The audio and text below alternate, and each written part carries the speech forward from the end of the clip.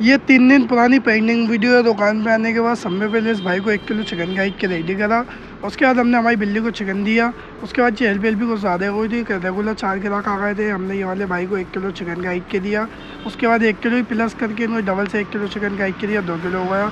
उसके बाद हमने मशीन वाले भाई को 1 किलो चिकन खरीद के दिया।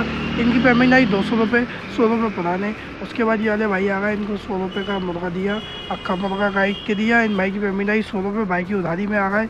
उसके बाद ये वाले भाई को आधे किलो चिकन दिया। मिलते हैं नेक्स्ट वीडियो में।